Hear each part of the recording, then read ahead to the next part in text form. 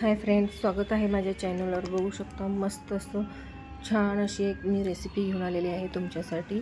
आणि बघूनच किती मस्त असं छान वाटते। नॉनव्हेजपेक्षाही भारी। जे नॉनव्हेज खात नाहीत पण व्हेज असं खातात, नॉनव्हेज आवडत नाही, त्यांच्यासाठी स्पेशल असं केलेलं आहे।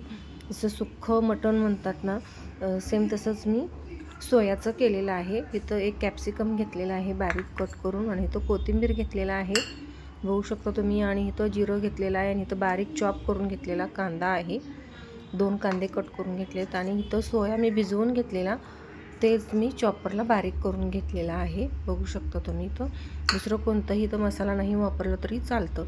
आणि हे थोडे भिजवलेले सोया आहेत, तसेच अखंड आपल्याला घ्यायचे आहेत। थोडं बारीक केलेलं आहे आणि थोडं अखंडच घ्यायचं आहे। आता इथं बघू शकता पॅन घेतलाय मी, पॅन गरम झालाय। आता तेल घालून घ्यायचं आहे, त्यामध्ये नेहमीपेक्षा 1 चमचा थोडंसं एक्स्ट्रा घ्यायचं आहे।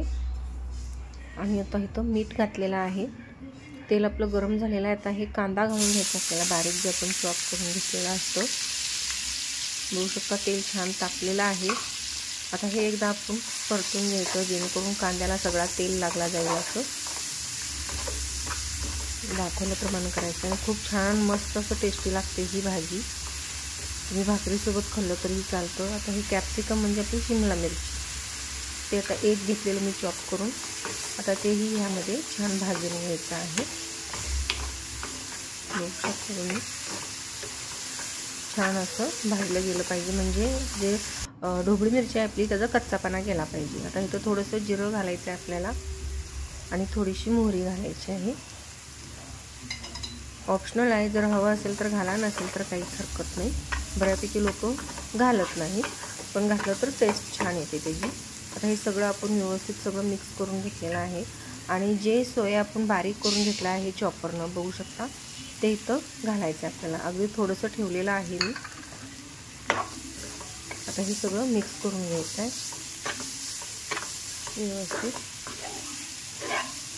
सोया आता ह्यामध्ये आपण घातल्यामुळं तेल सगळं ओढून घेतले, शोषून घेतलेलं आहे सोया, तुम्ही बघू शकता, पण नंतर रिलीज होतं ते तेल।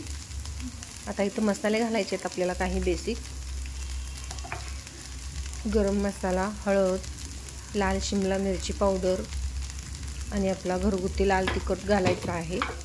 ह्याच्या व्यतिरिक्त दुसरा कोणताही मसाला आपल्याला इथं वापरायचा नाही आहे। खूप छान असं मस्त भाजी तयार होते ही, न खाणारे सुद्धा आवडीनं खातील अशी भाजी तयार होते।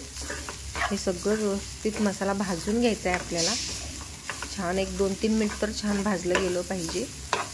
बघू शकता वास मस्त यायला लागला, आणि हे सगळं प्रोसेस आपल्याला मीडियम फ्लेमवरच करायचं आहे फ्रेंड्स। आता हे जे भिजवून घेतलेलं सोया आहे त्याचं पाणी आपल्याला ह्यामध्ये घालायचं आहे। हे थोडं शिजवून घ्यायचं आहे आपल्याला। आता हे जर मिक्स करून घ्यायचं सगळं, अगदी 2-3 मिनिटासाठी छान असं शिजवून घ्यायचं आहे दाखवल्याप्रमाणे बघू शकता तुम्ही।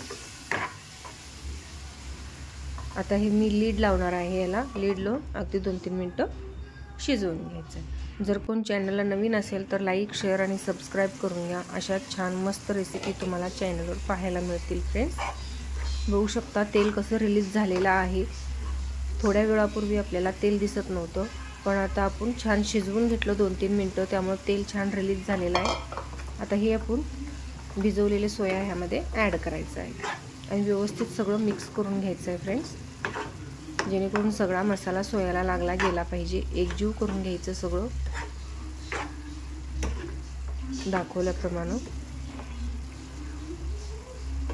आता इथं परत आपण हे 1-2 ते 3 मिनिटं झाकण लावून शिजवून घ्यायचं आहे। कोथिंबीर तुम्ही ह्या स्टेपला घातलं तरी चालतं, किंवा सगळ्यात शेवटी घातलं तरी चालतं। मी आत्ता थोडीशी घातली, पण नंतर थोडंसं घालणार आहे।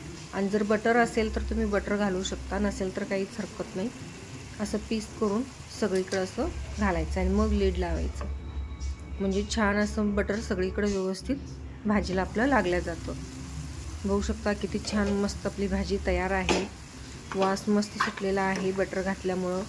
जर सुक्के हवे असेल तर तुम्ही पाणी कमी वापरा, जर थोडंसं पातळ हवं असेल, रस हवं असेल तर तुम्ही एक्स्ट्राचं पाणी घालू शकता फ्रेंड्स।